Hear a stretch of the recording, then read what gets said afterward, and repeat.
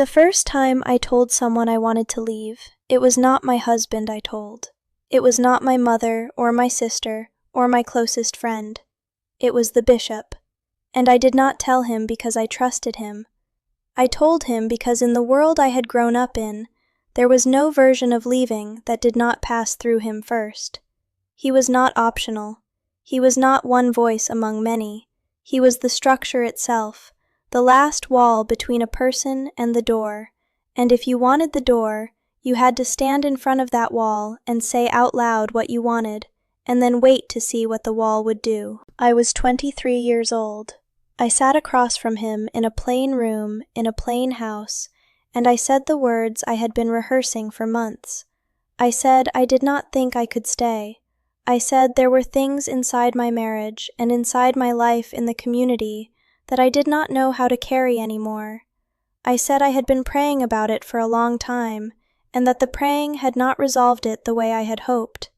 I said all of this as carefully as I knew how, with my hands folded in my lap and my voice as steady as I could keep it, and the bishop looked at me for a long time without speaking.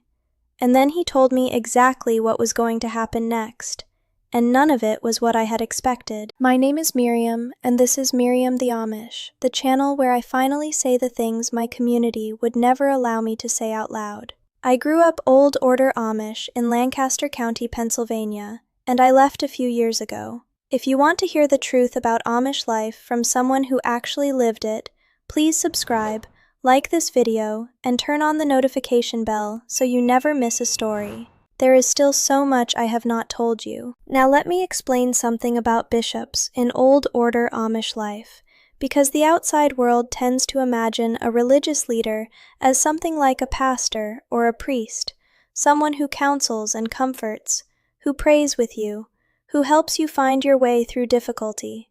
A bishop in my community was all of those things, and he was also something else entirely. He was the final authority, not a suggestion, not a guide, the authority. In an Old Order district, the bishop holds the ban, the power of shunning. He interprets the ordnung. He makes the determinations that cannot be appealed. When a member of his district comes to him with a problem, he is not a counselor offering options. He is the system making a decision. I had known our bishop my entire life. He had baptized me at 17. He had presided over my wedding. He had held my firstborn at the service of Thanksgiving after the birth. He was not a stranger to me. He was someone I had trusted with the most sacred moments of my life. And sitting across from him in that plain room, I understood for the first time that trust and power are two entirely different things, and that I had confused them for 23 years. He told me the process. That is the only word for what he did. He did not ask me how I was feeling.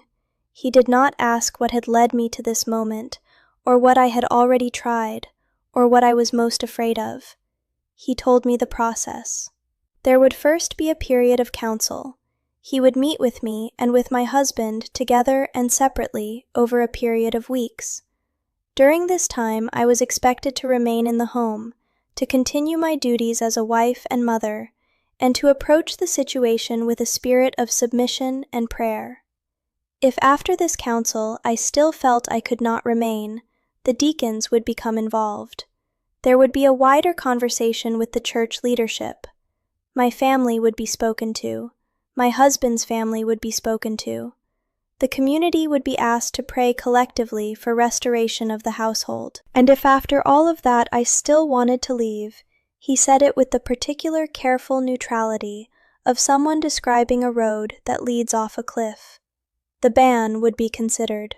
He said this not as a threat. I want to be precise about that because the distinction matters. He said it the way you state a fact about weather. If it rains, the ground gets wet. If you leave after baptism, the ban is considered. He was not threatening me.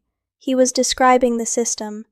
He was showing me the map of the territory I was proposing to enter, and letting me see for myself that every path led through the same narrow gate. I went home that evening and sat in the kitchen after the children were in bed, and I thought about the word process.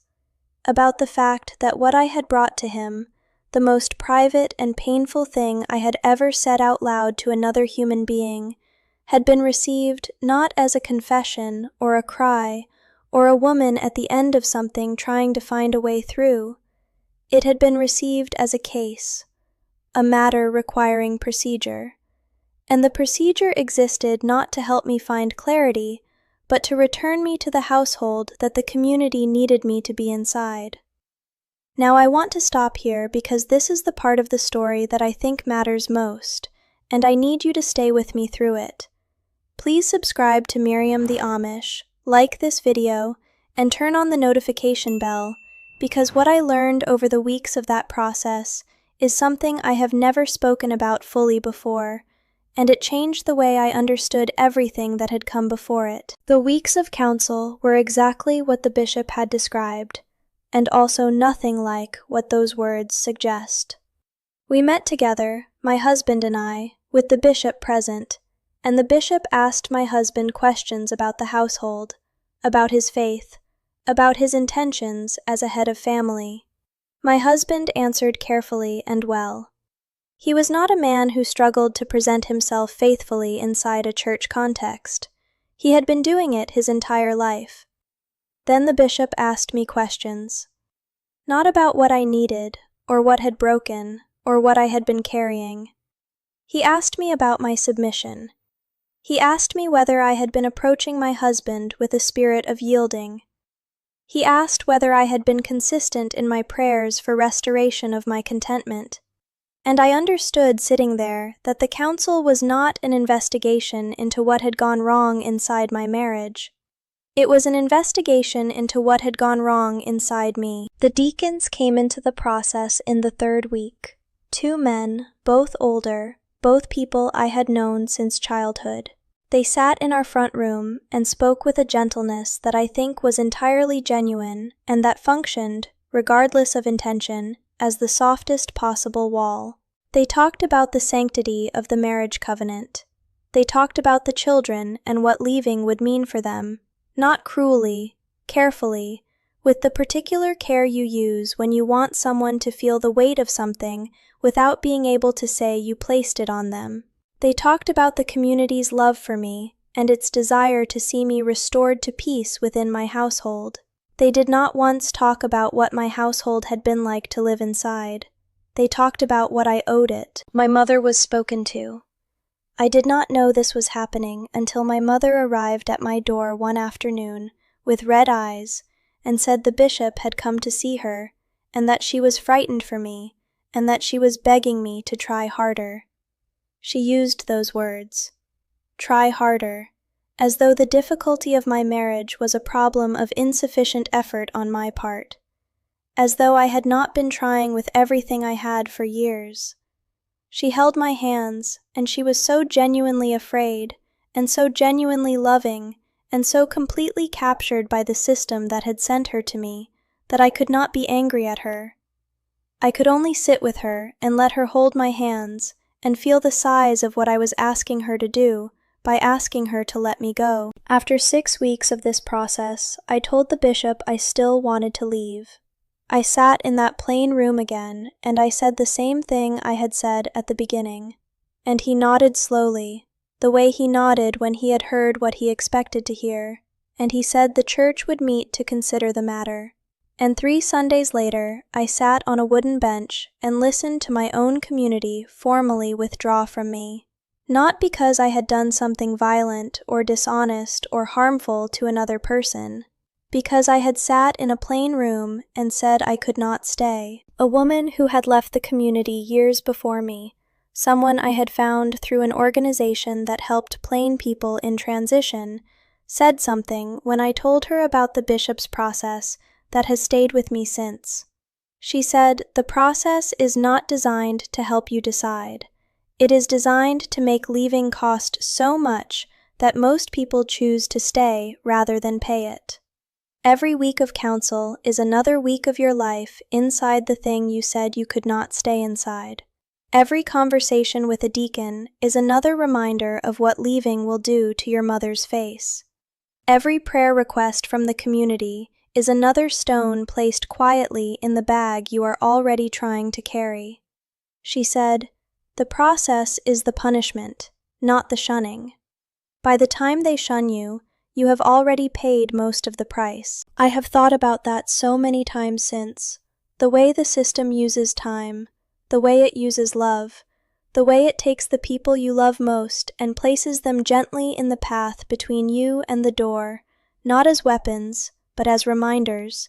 Your mother's face, your children's confusion, your friend's careful distance, the bishop's measured tone explaining what comes next. None of it is cruelty. All of it is pressure. And the pressure is the system working exactly as it was designed to work. In therapy, I found the language for what those 6 weeks had been.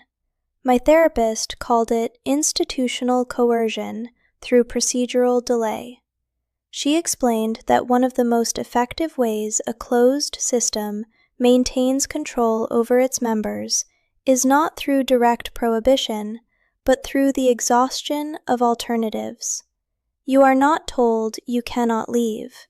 You are told you must complete the process first.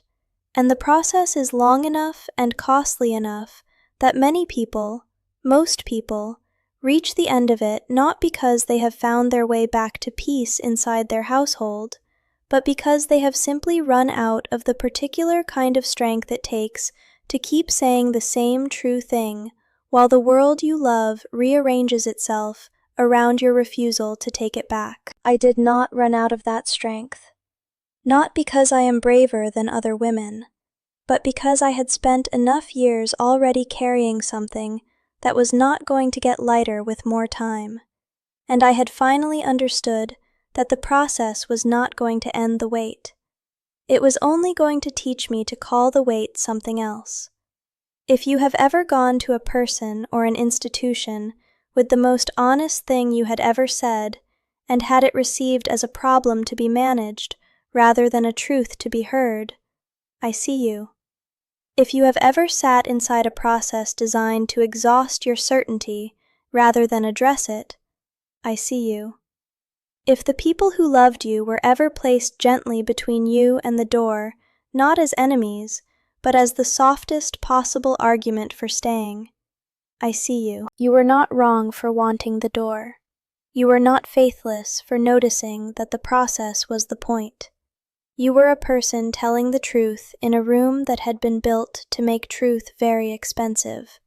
And the fact that you kept telling it anyway is not stubbornness. It is the only thing that ever actually opens a door.